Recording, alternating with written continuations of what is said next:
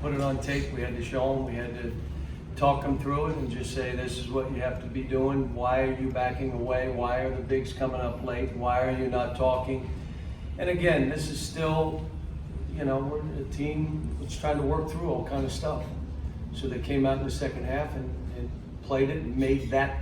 That was the one thing that hurt us in the first half, that right there. And we kind of took that away from them in the second half. They had a couple of layups late, but we were better. Yeah, we're on the right. How long have EJ and Emmanuel been back? They obviously played tonight. They've been practicing very long. And what differences have they made? EJ has not really. He practiced a little bit in the half court. Emmanuel's been back a day. So I just told him we got to get through this weekend, and then we got one game a week for 6 weeks, and that's when we start camp. When we're doing some stuff in the mornings, we'll catch up. I think they all showed some good signs. Tyrese had 5 assists. It's what I'm demanding of him. He's capable of getting 10, but I'm demanding it of him.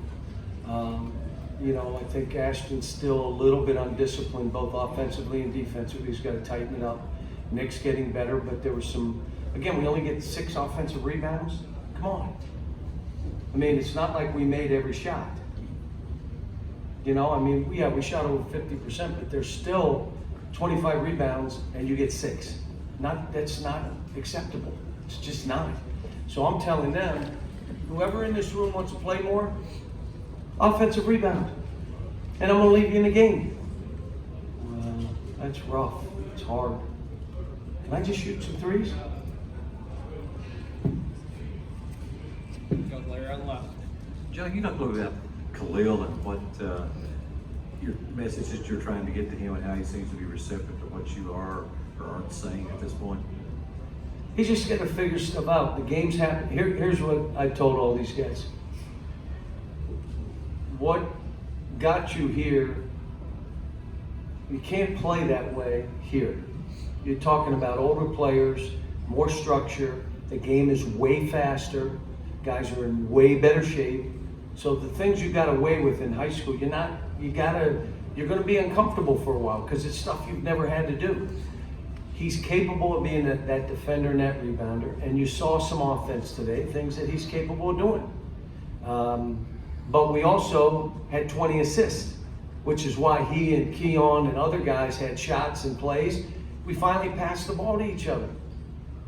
And the reason it's contagious, if you don't pass it when I get it, I'm not passing it.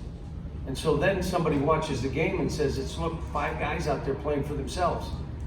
Today you saw a team that passed the ball and created shots for each other. But it's like we got to show it. Then we back up a little bit and we hadn't worked on pick and roll defense in the first half. How'd that look?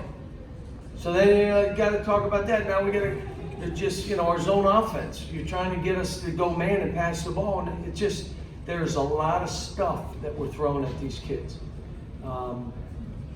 But Emmanuel made shots. It was great to have him back. And the guy that made the difference is EJ. And, you would have never known he was off not playing for a while. I mean, not having him really affects us. And having him when he's playing, he's a difference maker. Stay on left, Terry. Cal, what makes, you've talked about offensive rebounding several times, what makes that difficult for these guys to go after? Well, here's what happens. Your mentality has got to be every shot that we take, the 3, 4, and the 5, and sometimes the 2 off court, this is a miss. So you got to train yourself to every shot that we take offensively is a miss, and I'm going to go get it. But when you go get it, that's 3 more steps you got to run to go back on defense. So it's a little easier just to, I can't get that. And I'll be at the top of the key and start running. So I got a 5-step lead on this guy. Because if he's right next to me and he runs, I got to sprint. That's basically nose for the ball. If they get it, I turn and fly. We're working on it. We're doing stuff. Obviously, it's not taking hold. But I'm telling you, if I get a guy that'll offensive rebound, he's staying in the game. So if anybody wants so-and-so to play more, well, he's telling you the test, he's giving you the answers. He's giving you an A. Go rebound offensively. That means do not accept being blocked out. Fight for every ball. And if you don't get it, sprint back. How about if we had 3 guys doing that, which some of my teams were that way. We were getting 17, 18, 19 offensive rebounds, which gives you 4, 5, 6 easy baskets, which means if you play like we play, it's hard to beat us. But that's tough, mentally strong, experienced kids. Stand right here, Daryl. John, it seems pretty basic. Why do teams sometimes not pass the ball to one another? Because they're concerned about how they're playing. So what I keep saying to them is, they're all trying to figure out what they are. Emmanuel's even trying to figure out, with my mindset, who am I now? Got to get him to pass. Tyrese Maxey went crazy against Michigan State, shooting every ball. They all went in, kind of fool's gold. How am I going to play to create shots for my teammates? You have other guys, if they're not getting the ball because people aren't passing, when they get it, they shoot it. They take a tough shot, they turn it over, and they look, well, I only got 2 chances, what do you want?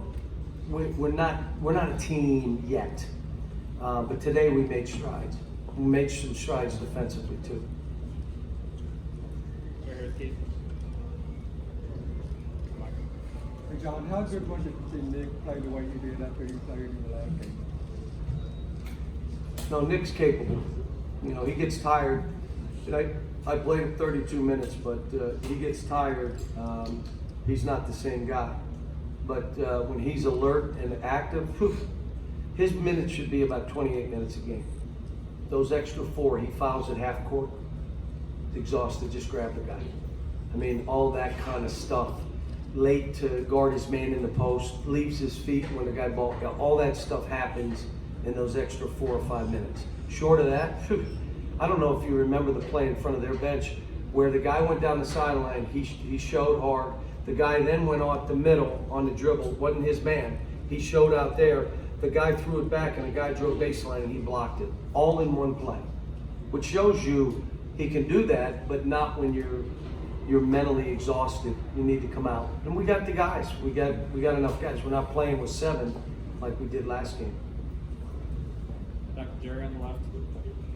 John, is the pick and pop with Nick, is that a new thing for you? Yeah. Well, it's not a new thing.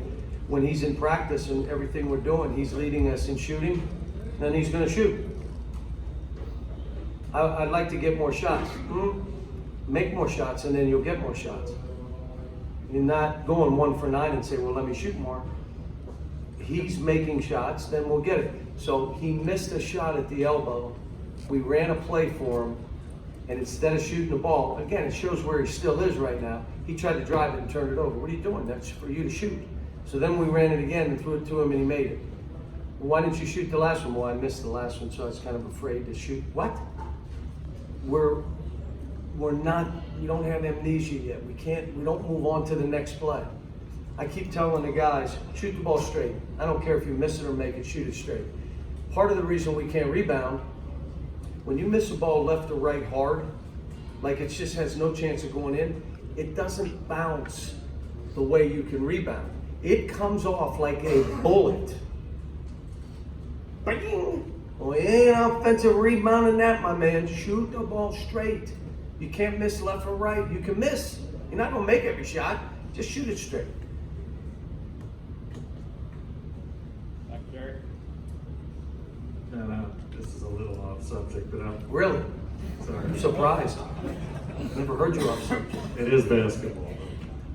Next week, Thanksgiving week, I think of the Maui Invitational. What, I know you're reluctant. What is your reluctance about Kentucky playing? It's just a long way. I mean, we don't need to play it. I mean, again, we're talking, and this is why we need fans in this building cheering these kids on. Like, we played Michigan State. We got other games coming up. We always have a young team. You can't play 5 top 10 games in your first 7 games. Okay, now we get totally rattled. Now you got a team of young guys that are 1-5. And it'd be okay here in Kentucky to be 1-5. That wouldn't have a problem. Everybody'd be fine. You know, the game has passed me by and everything else. I got young guys. We schedule the way that the kids benefit. I know fans want me to schedule for fans. I schedule for the kids. And at the end of the day, we still have one of the best schedules in the country every year. Just can't do it up front. You can't. I mean, these kids are trying to figure themselves out. You're looking and saying, what about Keon? What about Khalil? What about Johnny? You know, Tyrese played one, but he's not yet. And they're still fragile. They're not sure yet. We're struggling against the teams we're playing. You put us in that kind of event, traveling 12 hours and doing it, it's just not good for us. Last one, Larry. John, just kind of what prompted you today to have the message kind of encouraging fans to come to games? And do you think that'd be something you'd ever have to do here? No, it doesn't. I don't need to do it, but I want the fans to understand the part they play for these kids. And when they walk in this arena and these fans are for them, even when they're struggling, it's a big deal to help me build this team up. You help me. And the tickets are sold. I mean, they're sold. That's not the issue. The issue around the country, not here, around the country, getting students to games and then getting ticket holders to make sure someone's sitting in their seat. Not just a Kentucky issue, it's everywhere. And you think if it's a little issue here, what? Huge issue. It's a huge issue in other places. So all I'm saying is, we got the greatest fans. They've done, here, how about our fans? What if a player comes in here, an opponent, and gets a 50-point game or a 40-point game, and he's walking off the court? He'd get a standing O from our fans. We got the greatest fans. Everybody wants to play here. There's no liquor and people spitting on people and throwing things and cussing and all the other. That doesn't happen here. This is an unbelievable crowd, and we need them here building up our kids because it's still going to take some time. I mean, we showed signs in the second half, but we're not there. I mean, we may be 2 months away with this team. I don't know. All right, thanks, guys.